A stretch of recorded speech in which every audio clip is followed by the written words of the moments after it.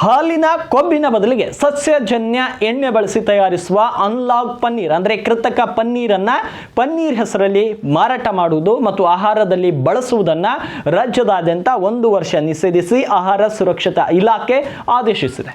ಸಾರ್ವಜನಿಕ ಆರೋಗ್ಯ ರಕ್ಷಣೆಗಾಗಿ ಈ ಕ್ರಮ ಕೈಗೊಳ್ಳಲಾಗಿದ್ದು, ಹೋಟೆಲ್ಗಳು ಮತ್ತು ವ್ಯಾಪಾರಿಗಳು ಈ ನಕಲಿ ಪನ್ನೀರ್ ಬಳಕೆ ಮತ್ತು ಮಾರಾಟ ಮಾಡಿದರೆ ಕಠಿಣ ಕಾನೂನು ಕ್ರಮ ಕೈಗೊಳ್ಳಲಾಗುವುದು ಅಂತ ಎಚ್ಚರಿಸಲಾಗಿದೆ.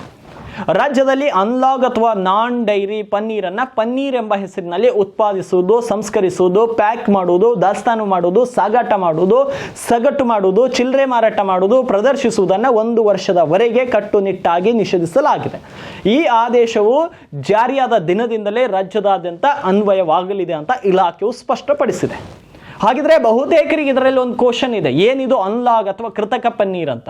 ಅಂದರೆ ಹಾಲಿನ ಕೊಬ್ಬು ಅಥವಾ ಹಾಲಿನ ಘನಾಂಶವನ್ನು ಸಂಪೂರ್ಣವಾಗಿ ಭಾಗಶಃ ಸಸ್ಯಜನ್ಯ ಎಣ್ಣೆ, ಸಸ್ಯಜನ್ಯ ಕೊಬ್ಬು ಮತ್ತು ಇತರ ನಾನ್ ಡೈರಿ ಪದಾರ್ಥಗಳಿಂದ ಬದಲಿಸಿ ಪನ್ನೀರ್ನಂತೆ ತಯಾರಿಸಲಾದ ಉತ್ಪನ್ನವನ್ನು ನಾನ್ ಲಾಗ್ ಅಥವಾ ನಾನ್ ಡೈರಿ ಪನ್ನೀರ್ ಅಂತ ಪರಿಗಣಿಸಲಾಗುತ್ತೆ.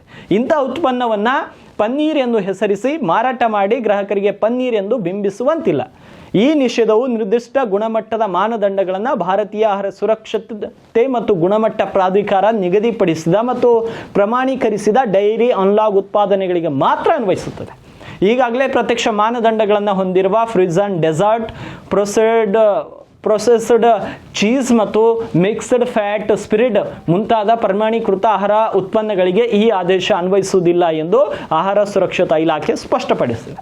ಹಾಗಿದ್ರೆ ಈ ಒಂದು ಅಸಲಿ ಪನ್ನೀರ್ ಮತ್ತು ನಕಲಿ ಪನ್ನೀರ್, ನಕಲಿ ಅನ್ನೋಕ್ಕಿಂತನೂ ಈ ಅಸಲಿ ಪನ್ನೀರ್ ಮತ್ತು ಅನ್ಲಾಗ್ ಪನ್ನೀರ್ ನಡುವಿನ ವ್ಯತ್ಯಾಸ ಏನು ಅನ್ನೋದು ಅನೇಕ ಜನರಿಗೆ ಕುತೂಹಲವಿದೆ.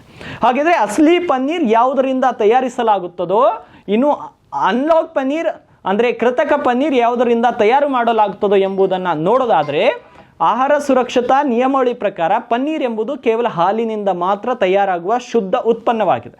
ಹಾಲಿನ ನೈಸರ್ಗಿಕ ಕೊಬ್ಬು ಇದರ ಪ್ರಮುಖ ಅಂಶವಾಗಿದೆ. ಆದರೆ ಇನ್ನು ಈ ಅನ್ಲಾಗ್ ಪನ್ನೀರ್ ಏನು ಕೃತಕ ಪನ್ನೀರ್ ಅಂತೀವಲ್ಲ, ಇದು ಹಾಲಿನ ಅಂಶ ಮತ್ತು ಹಾಲಿನ ಕೊಬ್ಬಿನ ಬದಲಿಗೆ ಸಂಪೂರ್ಣವಾಗಿ ಸಸ್ಯಜನ್ಯ ವೆಜಿಟೇಬಲ್ ಆಯಿಲ್, ವನಸ್ಪತಿ ಅಂದರೆ ಡಾಲ್ಡಾ ಅಥವಾ ಹಾಲೇತರ ವಸ್ತುಗಳನ್ನು ಬೆರೆಸಿ ತಯಾರಿಸಲಾಗುವ ಕೃತಕ ಉತ್ಪನ್ನವನ್ನು ಅನ್ಲಾಗ್ ಪನ್ನೀರ್ ಎನ್ನಲಾಗ್ತದೆ.